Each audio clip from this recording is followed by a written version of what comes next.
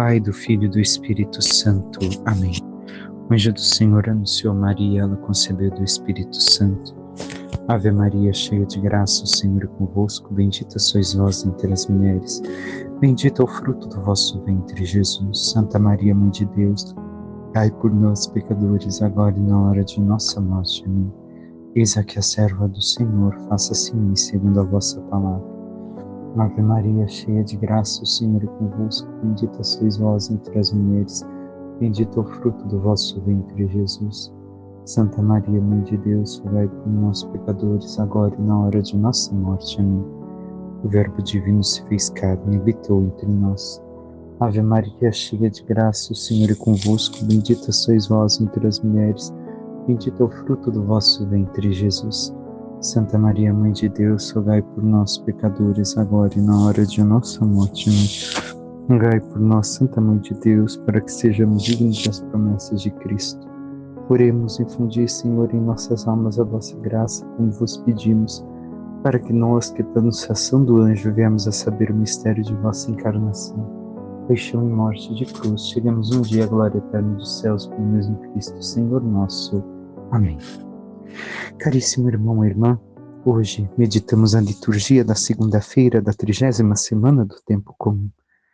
Seguimos mais uma vez com o Evangelho de São Lucas. E hoje, através de São Lucas, nos diz: naquele tempo, Jesus estava ensinando numa sinagoga, em dia de sábado. Havia aí uma mulher que fazia 18 anos estava com o espírito que a tornava doente. Era encurvada, incapaz de se endireitar.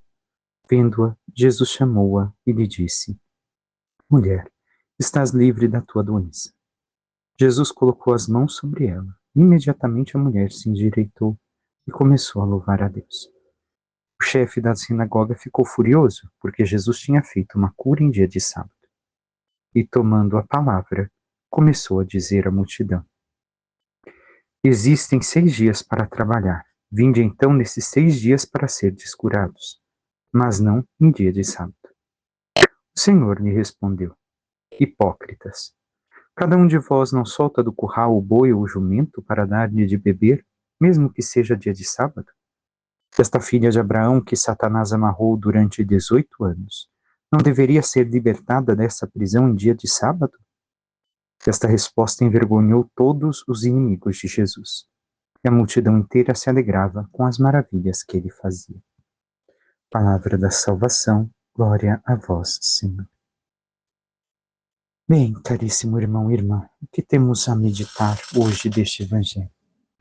Vemos que Jesus foi convidado, uma vez mais, para fazer assim o ensinamento na sinagoga, a leitura e a explicação da palavra de Deus. E o fez. Mas estava ali esta mulher, doente, encurvada, incapaz de se endireitar já há 18 anos. E o que acontece? Devemos de ter presente. Todos viam aquela mulher já há um bom tempo. Jesus talvez estivesse de passagem por aquela sinagoga. Não sabemos porque não nos é dito no texto qual sinagoga é. E todos a viam como alguém com problema físico. E por isso não se importavam com ela. Ah, é normal da idade. Ah, isso daí acontece. Ah. Porém, Jesus a viu.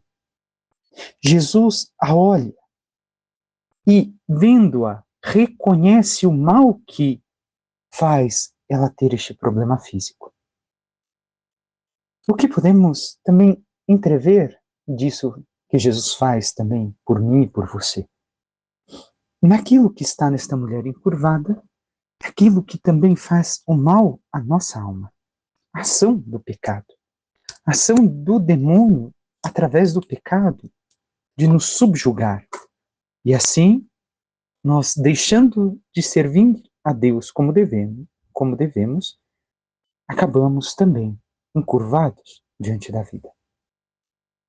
Jesus, porém, viu esta mulher, viu a obra do mal nela, e reconhecendo que Satanás a aprisionara e fizera este mal a ela, a liberta, a cura, como quer fazer também conosco. Tantas vezes Nós não reconhecemos e os outros não reconhecem o quanto estamos prostrados por causa de permitirmos ao mal agir em nossa vida através do pecado. Porém, Jesus nos olha e realiza em nós a sua obra, se nós permitirmos. E usa aqui 3 verbos. Vendo-a, primeira coisa. Chama e a cura. São 3 verbos usados por Jesus para explicar o que Jesus fez. A primeira coisa, Jesus vê. Jesus enxerga no mais profundo. Depois, Jesus chama. Chamado, chamar, também é vocare, vocação.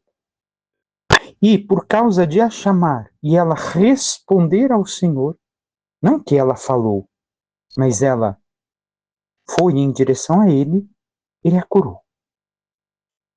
Então devemos de compreender que o Senhor também faz isso conosco. Primeiro, enxerga o que passamos, nos vê. Em seguida, nos chama para si, para seguirmos a Ele. E assim nos cura. Este é o processo de cura das nossas almas e das enfermidades que tantas vezes nos provocam mal, e o mal que tantas vezes nós servimos quando nos colocamos a serviço do pecado e não a serviço da graça. Porém, nós reconhecemos o chamado de Jesus por nós, o quanto Ele nos olha e que Ele quer nos curar. O problema também disto que a mulher está passando é que, prostrada, o inimigo impede ela de ter força de se elevar a Deus. E assim ela acaba olhando somente para as coisas de baixo, para as coisas terrenas, com desânimo. E é isso que o demônio também tenta fazer conosco, que olhemos somente as coisas terrenas e nos desanimemos. Não elevemos o nosso olhar para Deus. Não olhemos para o Cristo, que quer nos curar e nos salvar. Quantas vezes aquela mulher foi no sábado, todo sábado, vai ao templo, reza, nada muda, nada acontece. Porém, este sábado foi diferente. E aqui está mais uma vez a nossa situação diante de Deus. Quantas vezes vamos à igreja, vamos à oração, estamos na presença de Deus e nada acontece. Mas chegará um momento em que a coisa será diferente. Porém, nós devemos de persistir, insistir, continuar no caminho do Senhor. A solução para os problemas que enfrentamos, para as dificuldades, os sofrimentos, as dores, as doenças, está no olhar para o céu, no elevar os nossos olhos a Deus, porque somente Ele é capaz de nos curar verdadeiramente e dar o sentido a tudo aquilo que passamos. Porém, o quanto nós elevamos o nosso olhar, irmão e irmã, nós vemos que naquele sábado era dia do povo de Israel dar glória a Deus na sinagoga ou no templo, de louvar a Deus. E para nós, é o domingo. O domingo se faz hoje por tantos que se dizem católicos. Se faz tudo, menos dar glória a Deus. Não tenho tempo para ir à missa. Mas se vai ao shopping, se vai à churrascada, se vai à festa de aniversário, se vai a passeio, se vai aqui, se vai acolá, mas a missa não tenho tempo de ir. Não tenho, não me sobra.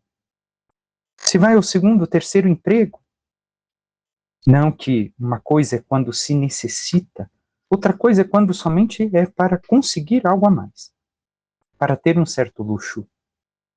Então, onde ficou dar glória a Deus? Esta mulher curada começou a dar glória a Deus, e todos aqueles que ali estavam. Isso mostra que o dia dedicado ao Senhor verdadeiramente nos liberta. É isso que o Senhor fez com ela. Não somente a curou, primeiro a libertou da mão de Satanás. E por causa disso ela foi curada. Então compreendemos que a nossa cura não é somente a questão física, ou sermos libertos das mãos do mal. Isso nos realiza também em nós a cura que vem do Senhor Deus. Mas quanto, irmão, irmã, nós assim permitimos que o Senhor age em nós? O quanto nós vivemos o dia do Senhor? O quanto nós permitimos a nós mesmos ter este encontro com o Senhor? O Salmo 67 e 68 nos diz: nosso Deus é um Deus que salva. Ele é um Deus libertador. E esta é a verdade. Ele salva. E recordemos uma vez mais, saúde e salvação no latim é salus. O Senhor é o Deus que nos dá saúde, que nos dá cura e que nos liberta. E por causa de nos libertar das mãos do inimigo e do pecado, ele verdadeiramente nos dá a salvação e a cura. Mas o quanto nós permitimos que o Senhor age assim em nossas vidas? Porque tantas vezes não queremos abandonar certas circunstâncias. Não queremos permitir que o Senhor nos liberte de certas coisas que, apesar de nos manterem com os olhos fixos na terra, para nós é algo que, mesmo nos trazendo um certo sofrimento espiritual, que o sabemos que o dá, é um certo prazer. E o quanto estamos dispostos a permitir que o Senhor nos liberte, a caminhar ao seu encontro, a permitir que Ele nos cure. E seguimos com a carta de São Paulo aos Romanos, no capítulo 8, novamente. Irmãos, temos uma dívida, mas não para com a carne, para vivermos segundo a carne. Pois se viverdes segundo a carne, morrereis. Mas se pelo Espírito matardes o procedimento carnal, então vivereis. Todos aqueles que se deixam conduzir pelo Espírito de Deus são filhos de Deus. Vemos então São Paulo falando para nós que não devemos de agir segundo a carne, e sim segundo o Espírito. Não devemos de, o que ele diz? Que nós devemos de matar o procedimento carnal. O que quer dizer isso? Que nós devemos de compreender a vontade de Deus e, compreendendo sua vontade e seus desígnios de amor, viver tudo isso e não mais segundo a nossa simples natureza humana. Como se não existisse a eternidade. Como se não existisse o sobrenatural, a graça. E ele diz que os que se deixam conduzir pelo Espírito de Deus são filhos de Deus. Então estamos vendo que o batismo, como tantas vezes meditamos, é a porta de entrada, porque nos tornamos filhos adotivos no Filho. Mas, para sermos verdadeiramente filhos de Deus, é necessário que o Espírito Santo nos conduza. Não o nosso eu, não a nossa carne, não a nossa vontade, não o mundo, mas o Espírito Santo. Assim nos tornamos filhos de Deus. Mas permitimos que o Espírito Santo nos conduza? Sabemos escutar a voz do Espírito Santo, a falar em nossos corações, almas, a nos ajudar a discernir o que é a vontade de Deus para nós? Segue. De fato, vós não recebestes um espírito de escravos para recairdes no medo, mas recebestes um espírito de filhos adotivos, no qual todos nós clamamos: Abá, ó Pai, papaizinho, ó Pai. O próprio Espírito se une ao nosso espírito para nos atestar que somos filhos de Deus. E se somos filhos, somos também herdeiros, herdeiros de Deus e co-herdeiros de Cristo. Se realmente sofremos com Ele, é para sermos também glorificados com Ele. Então vemos aqui que o Espírito Santo em nós não nos torna escravos para termos medo de Deus. Por quê? Porque se nos deixamos guiar pelo Espírito Santo, não há mais o que temer no sentido de medo, mas sim amar. E aqui o temor é o temor do amor e não de medo de Deus.